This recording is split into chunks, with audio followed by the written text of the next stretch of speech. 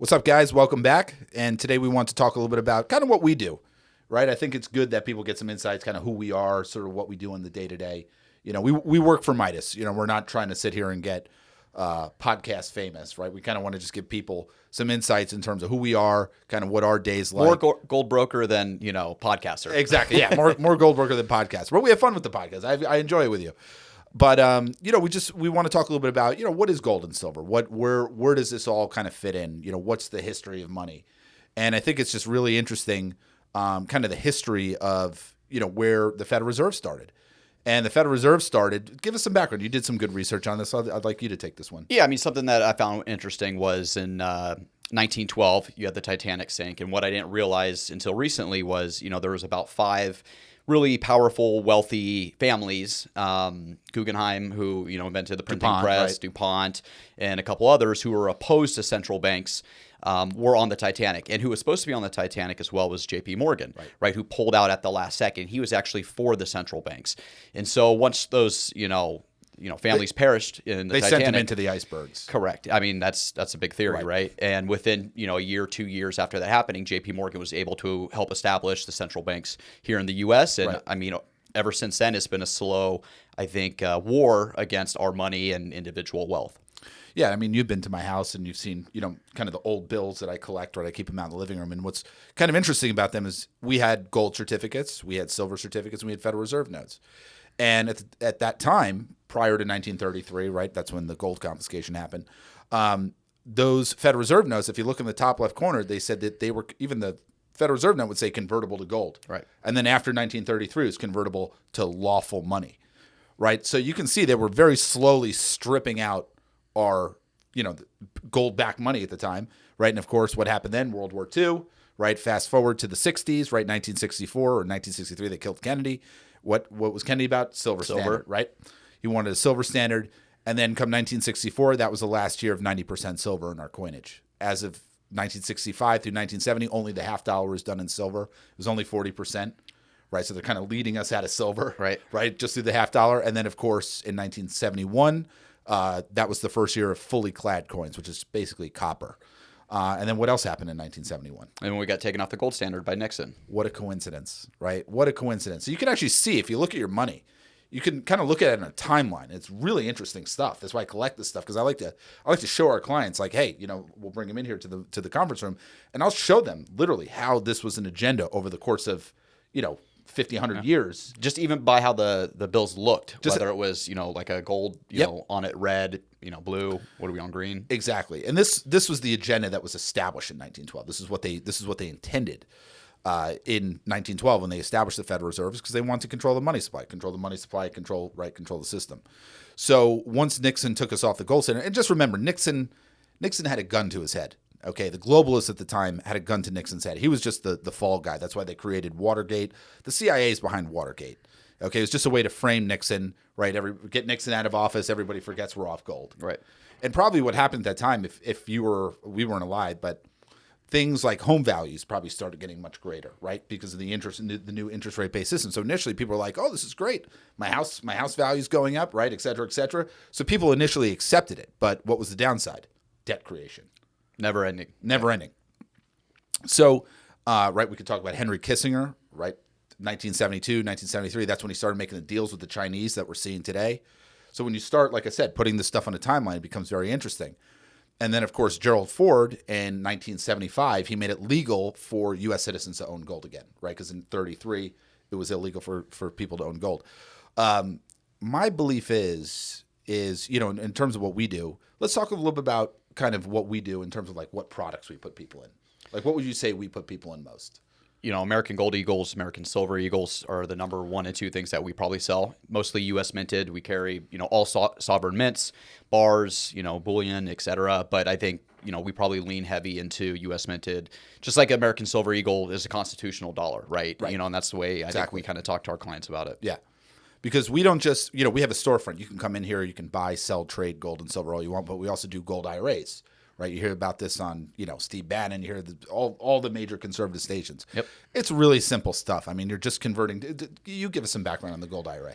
Yeah, we make it extremely simple. And I think the couple reasons people really like to consider doing a gold IRA is, they're looking at the never ending money printing that we have going on and just the debt on debt on debt. So everything's just being devalued. You have countries like the BRICS nations coming together to kind of de-dollarize, right, and speed that process along. You look at where the interest rates are, the illiquid banks, all this combined, on top of like an inept administration who is intentionally probably speeding this along as well in Joe Biden. But a lot of people have concerns about that, right? And so what we simply do is, we put you into self-directed IRA, which means you can self-direct where your money goes. And then we're able to use those funds to purchase you physical gold and silver, right? And that gets put into a depository that's approved by the IRS. It's about 5 or 6 of those within the country. And you have a login just like you do with your current IRA or 401k, right? Nothing really changes. Nothing changes. There's no tax issues. You're allowed to laterally no taxes, move. no penalties to do it. Correct, exactly. All it takes is essentially a little bit of time, right? And so a lot of people are, a lot of people even tell me, they're like, man, I got X amount of money sitting in my bank account, or my whole wealth, is in this IRA. And, if you're really concerned about where the dollar's going, where the country's going, that's extremely risky to do. It's crazy to have all your money, sitting in a bank account, right? In just dollars. I mean, stacking dollars, like you say, like you're actually not getting ahead. You're falling further behind, right? Exactly. So putting it into tangible assets, gold, silver, land, et cetera, those are, those hard commodities, that's really something that you want to diversify into. And, we make it super simple for people to be able to do that here. Yeah. I mean, gold and silver are always convertible to dollars.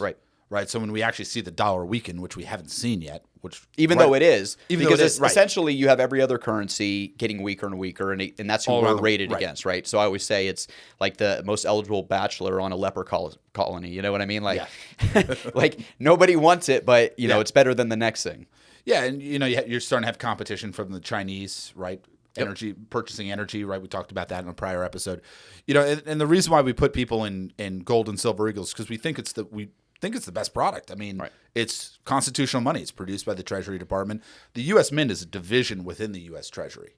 So therefore, gold eagles, silver eagles, they're constitutional, right? I would love to be able to put the 90% silver stuff, old quarters, dimes, half dollars.